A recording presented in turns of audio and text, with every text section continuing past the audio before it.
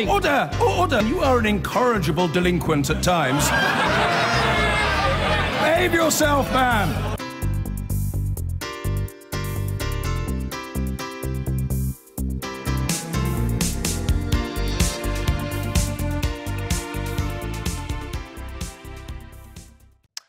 Well, now, how many in the business community say they are increasingly concerned about how the Brexit talks are progressing?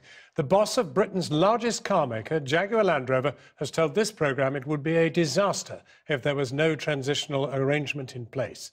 Ralph Spate said today, setting out his plans to make his entire fleet of cars available with electric engines from 2020.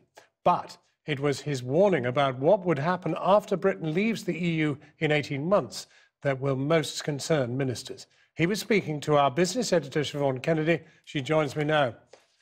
Siobhan.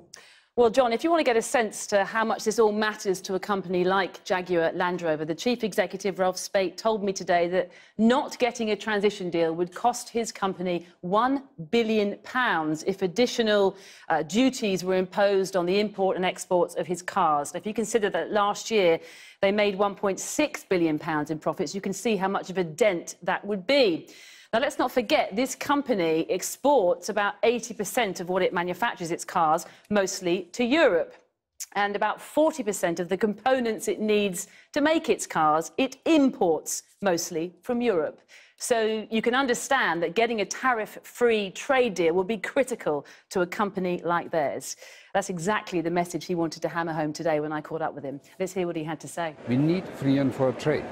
We buy parts, we buy components in continental Europe, and we ship the finished goods back. And I trust that government is going to find the right solution for the export industry. How worried are you then about the leaks we've seen about a clampdown on immigration from the EU? I guess it's on both ends. We need quantity and quality. And if Brexit is organized well, then I'm absolutely sure that we can also get access to skilled people. I read once that you had said that your business stands to lose £1 billion by 2020 if we exit the EU. Is that still the case? No, I not only believe that, you can calculate that. Because at the end of the day, if you take WTO as a kind of basis for Brexit, where you have taxes for incoming parts, but even higher taxes to deliver the finished products, then it's quite clear. Everybody can calculate it. It's an easy calculation scheme. But that's a massive hit to a company even as big as yours. That's not only a massive hit, that would be really a critical hit.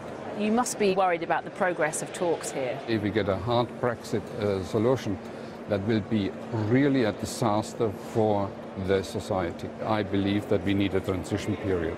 To give the politicians more time to cope with the details. What happens if we don't get that transition period?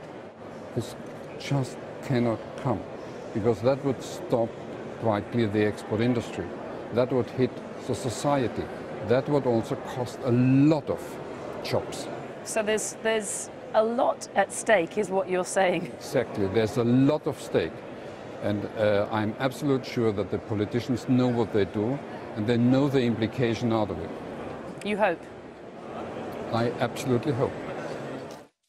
Now, the government, John, would say it's committed to getting both a transition deal and a tariff-free trade deal when we leave Europe in 2019. And proponents of Brexit would say there's simply no economic logic to the UK and Europe imposing tariffs on each other in the car industry. Simply, it'll be a bad deal for both.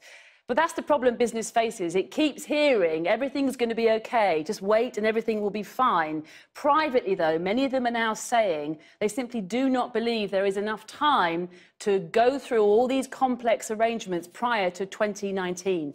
That is why many of them are now saying that a transition deal isn't just preferable, John, it is essential. Siobhan Kennedy.